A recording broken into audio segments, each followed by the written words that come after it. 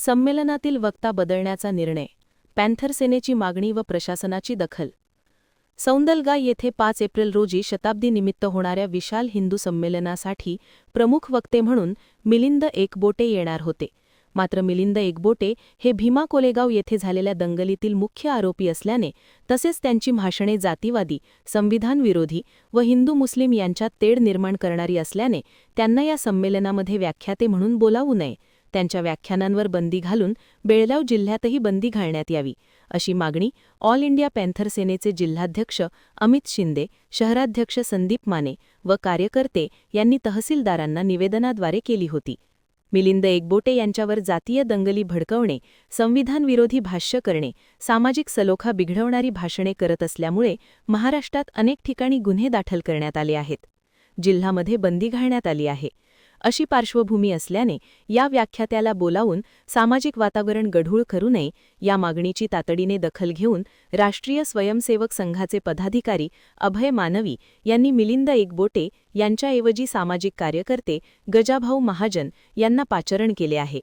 सर्व समाजाला एकत्र घेऊनच राष्ट्रीय स्वयंसेवक संघाचे पदाधिकारी काम करतील.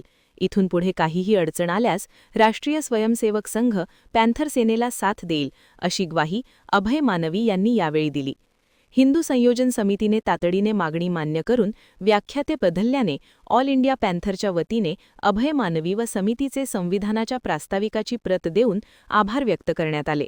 यावेळी आरएसएसचे पदाधिकारी संतोष माने, कुमार सुतार, परशुराम भांडसे, राहुल चिटणीस, ऑल इंडिया पॅन्थर सेनेचे कार्यकर्ते आर्य सनदी, ईश्वर शिंदे, महेश कांबळे, स्वप्नील कांबळे, किरण मेस्त्री, अमित कांबळे, गोपाळ मेस्त्री, दादू कांबळे, उमेश कांबळे, मनोज कांबळे, चेतन कांबळे, सागर कांबळे आदी उपस्थित होते.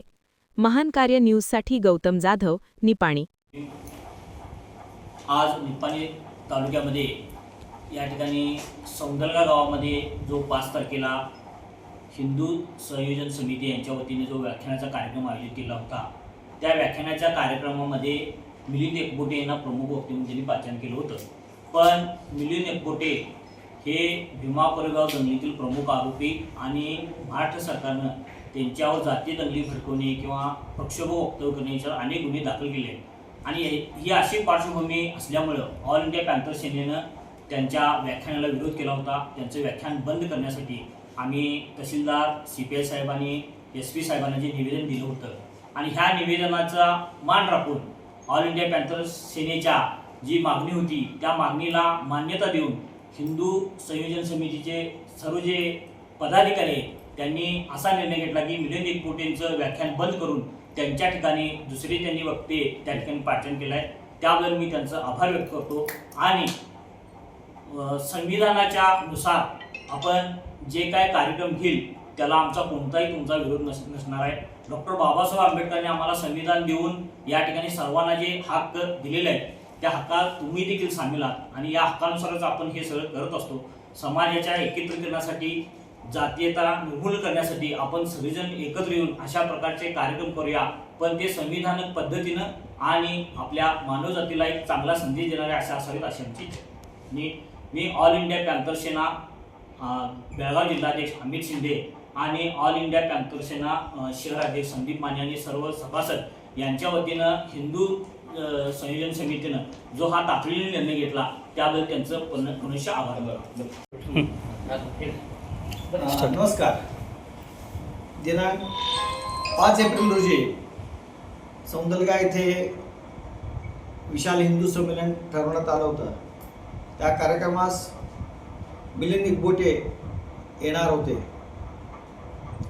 पण आपल्या पॅन्थर सेनेच्या कार्यकर्त्यांनी मधल्या भीमा कोरेगावच्या प्रकरणामध्ये मिलिंद एकबोटेंच्यावर आरोप असल्यामुळं त्यांना न बोलावं आणि त्यासाठी त्यांनी एक तहसीलदारांना निवेदन दिलं होतं की त्यांचा कार्यक्रम करू नये म्हणून.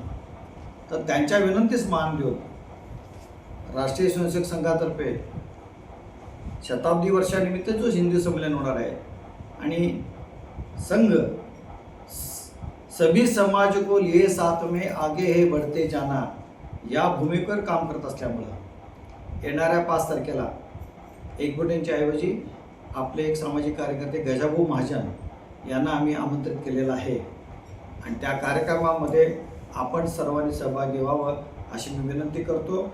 इथून पुढं जरी असे काही वैचारिक जरी आपले मतभेद काही वाटले तरी केव्हाही आपण आमच्याबरोबर यावं, आम्ही तुम्हाला साथ द्यायला तयार आहे. एवढंच बोलतो. धन्यवाद.